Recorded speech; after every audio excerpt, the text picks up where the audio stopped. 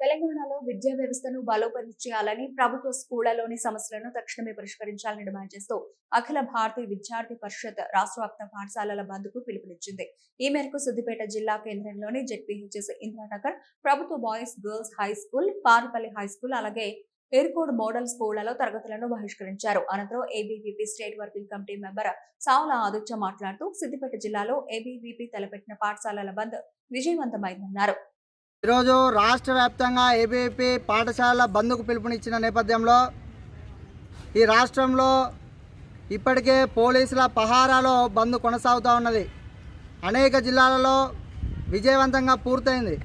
ఈరోజు రాష్ట్ర ప్రభుత్వము పోలీసులను అడ్డం పెట్టుకొని ఏబీవీపీ రాష్ట్ర కార్యదర్శిని కావచ్చు, ఎక్కడికక్కడ కార్యకర్తలను కావచ్చు అరెస్టు చేయడం అనేది మీ యొక్క చాతగానితనానికి నిదర్శనమని స్పష్టంగా కనబడతా ఉన్నది.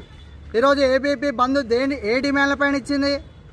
రాష్ట్రంలో 27,000 ప్రభుత్వ పాఠశాలలు ఉంటే 23,000 ప్రభుత్వ పాఠశాలను మూసివేస్తా అన్నావు.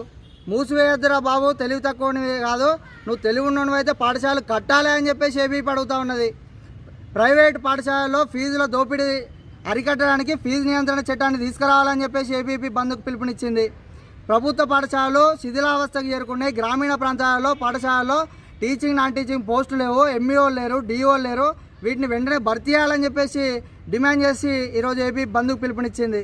ఎక్కడ కూడా కాంగ్రెస్ ప్రభుత్వానికి వ్యతిరేకంగా కాదు, విద్యార్థులకు రావాల్సినటువంటి హక్కుల గురించి ఈరోజు రాష్ట్ర వ్యాప్తంగా బంద్కు పిలుపునిస్తే రాష్ట్రంలో ఎక్కడికక్కడ అరెస్టులు చేయడం అనేది సరికాదు. పోలీసుల ప్రహార దేనికి? శాంతి భద్రతలను కాపాడాల్సింది పోలీసులు.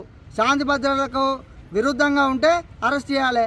శాంతియుతంగా బంద్కు పిలుపునిచ్చి బైకాట్ చేస్తూ ఉంటే అరెస్టులు అనేది సరికాదు.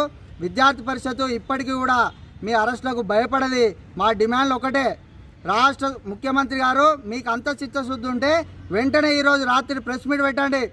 ఈ రాష్ట్రంలో ఇంటిగ్రేటెడ్ పేరుతోటి 23,000 పాఠశాలలను గ్రామీణ ప్రాంత విద్యార్థులకు విద్యను దూరం చేసే విధంగా ఉన్నది కాబట్టి నా నిర్ణయాన్ని వెనక్కి తీసుకుంటున్నా. యథావిధిగా ప్రభుత్వ పాఠశాలలు కొనసాగిస్తామని చెప్పేసి రాష్ట్ర ప్రజలకు తెలియజేయండి. వెంటనే ఎంఈఓ డిఓ పోస్టులను ఖాళీగా ఉన్నాయి, భర్తీ చేస్తామని చెప్పేసి తెలియజేయండి. ఫీజు నియంత్రణ చట్టాన్ని తీసుకొస్తామని చెప్పాలి. ఈరోజు రాష్ట్రంలో ఎట్లాంటి పరిస్థితి ఉన్నదంటే ఈ యొక్క ప్రైవేటు పాఠశాల ప్రారంభోత్సవానికి స్వయంగా రాష్ట్ర ముఖ్యమంత్రి పోవడము చాలా సిగ్గుచేటైనటువంటి విషయం.